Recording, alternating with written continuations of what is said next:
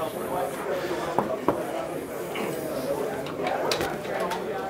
guys ready? It went pretty well today. You know, we had a competition day the last time we were out on the field. I thought the energy was a little better on Tuesday, a little bit less today, so we need to ramp that thing up. The kids need to understand that it doesn't matter if it's competition, scrimmage, doesn't matter what's going on. It's always on the line every time we walk on the field.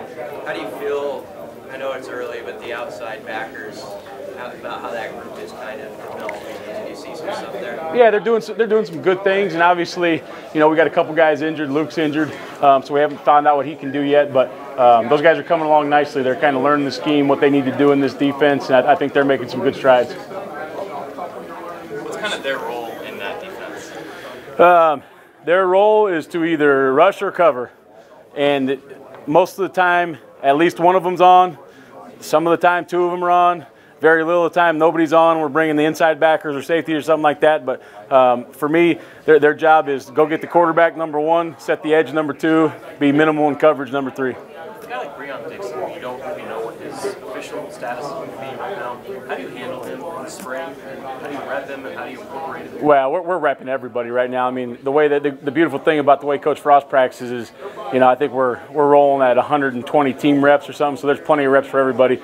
So we're getting a good evaluation on everybody from number 50 on defense to number 1 on defense. So he's repping with everybody else, and once we figure out his official status, then we'll kind of make some adjustments to the depth chart.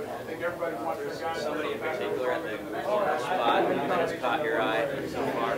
Yeah, I mean, you know, so far, you know, Lamar's doing some nice things. Once he uses what God gave him a little bit, those long levers, and he can press and all those kind of things. DiCaprio Boole's playing really well right now.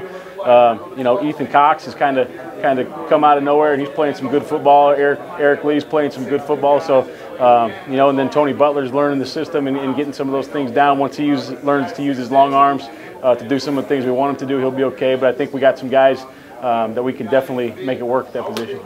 Eric's got to address the tackling issue, his beliefs in it, and how strong it is for him. What's your thoughts on that? Who's that? Scott Frosty today. Oh, yeah. Talked about just tackling and his passion for it. What's your belief on that? How's that going, I guess, in practice? Well, I believe what he believes. If I didn't believe what he believed, then I would either fall in line or I would go somewhere else. But fortunately, we're aligned perfectly. He has a great passion for tackling because he learned how to do it in the NFL. He was in his own words, he was a very average tackler when he got to the NFL, and then he got taught how to do it correctly. We believe in not breaking down at the ball carrier. We believe in running to and through the ball carrier. He has a great saying, long stride, short stride, shuffle and shoot. But like he always says with everything, we're not afraid to fail. If we miss tackles, we're going to miss them at 100 miles an hour with proper leverage, bouncing that thing around, and the rest of the dogs are going to hunt. So we believe in the same thing, and I think it's an awesome deal. You guys have been doing it so far? The first few days, not good. The first few days were not good, but they're slowly starting to shoot their guns. They're slowly starting to run to and through ball carriers. They're slowly starting to take their shots and not be afraid to miss a tackle, going 100 miles an hour and shooting their guns. So it's coming. It's coming. It's not there yet. I'm not going to say we're the 85 Bears yet, but it's coming. Hey, what are you seeing at Will Honus early in the first couple practices? You guys have been high on him, but right. How's he look? I mean, to me, he looks like every other really good junior college player that we've got, that we've ever had, wherever we've been. You know, they come in.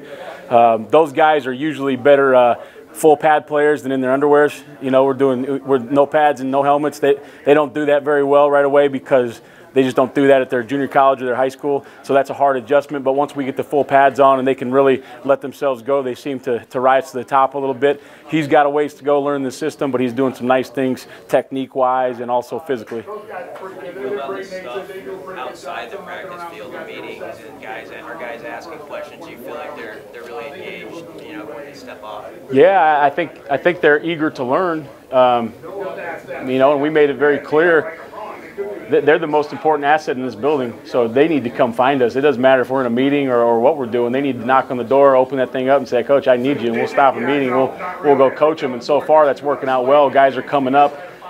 You know when you got something when they're coming up on their own, they're watching film together, they want to grab a coach and watch some more film. That's when you kind of know it's starting, and it's starting to happen here. Where are you guys at, I mean, compared to where you thought they'd be at this point? Head pace, right on it. I had no expectation. You know, I don't think we're the defense I heard about, if that makes sense. I think we're ahead of that curve a little bit. I think they're buying into the system. I think they're doing what we want them to do. We know there's mistakes. With this offense, you make a mistake, they're going to rip you for 60. So it's great learning. You know, one guy's out of his area, and the other guys don't hunt the ball. We're going to get beat. So it's a great teaching tool. But I think we're a little bit ahead of where I guess I thought we'd be. Nick Stoltenberg has been out the last couple of practices. How do you feel about the depth at that nose tackle? Just the guys behind him that have been able to get more reps with him, you know? Yeah, I think the depth is good. And obviously with some guys getting nicked up here and there, you have the opportunity to play some of those guys that are playing 4-eye defensive end or whatever. You have the opportunity to roll those guys through at nose so we can see what we've got. You know, Damian Daniels is playing well. Peyton Newell's playing well. The Davises are getting some reps at nose, and they're doing a nice job. So I like where that group's going. It's an early defensive perspective on the quarterbacks that they've got that you go against. Yeah, I think those guys are throwing some really nice balls. You know, when we've got to a couple of other places where we've taken over fresh, those guys are kind of new to the system, and the balls aren't coming out so good right away. These guys are throwing some really nice footballs. They're doing a nice job of reading what they're supposed to read and running appropriately.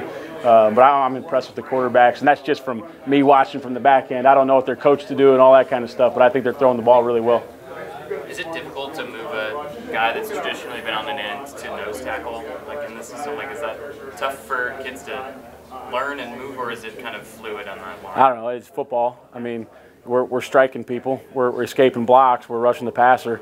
So I don't think it matters if you're doing it on a center or a tackle. It's a little bit different being out in space or a little bit different being in close confines. But at the end of the day, who can strike, who can see, who can throw, who can go, all those type of things, they still play no matter what position you're at.